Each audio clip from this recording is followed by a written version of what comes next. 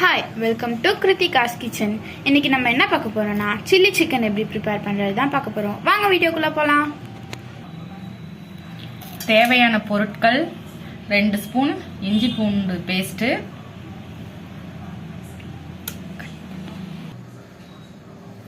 1 முட்டை,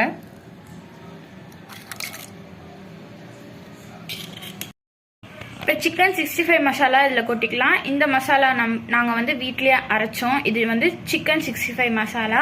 உங்களுக்கு வேணும்னா கீழே கொடுத்துருக்க நம்பருக்கு வாட்ஸ்அப் பண்ணுங்க.